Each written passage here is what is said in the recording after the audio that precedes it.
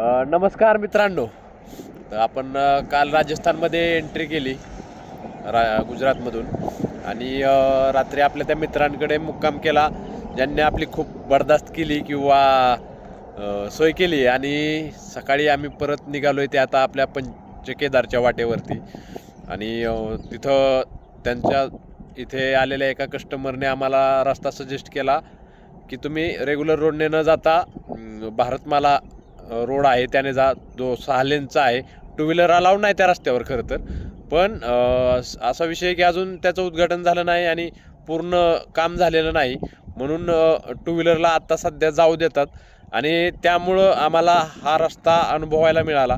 जसं की आपल्याकडं समृद्धी महामार्ग आहे, तसाच हा रस्ता आहे की टू व्हीलर अलाउड नाही आणि पूर्ण मोठी वाहनं चालणार यावर आणि टोलचे वगैरे प्रोसिजर. तर आत्ता तो रस्ता तुम्हाला दाखवतो. हा असा मस्तपैकी रस्ता आहे आणि आपल्या गाड्या इथं उभ्या आहेत. आणि हा रस्ता पूर्ण असा जामनगर ते अमृतसरला जाणारा रस्ता बनवला आहे. हा कमीत कमी माझा अंदाज आहे हा 1000 किलोमीटरचा रस्ता असेल. आणि ही राजस्थानची डोंगरं म्हणजे आपल्याकडं आहेत, पण राजस्थानला पण भरपूर डोंगर आहेत, फक्त ती अशी विखुरलेली ती एका जागेवर नाहीत, काही ठिकाणी आहेत. तर नक्कीच राजस्थान पण एक्सप्लोअर करण्यासारखे आहे.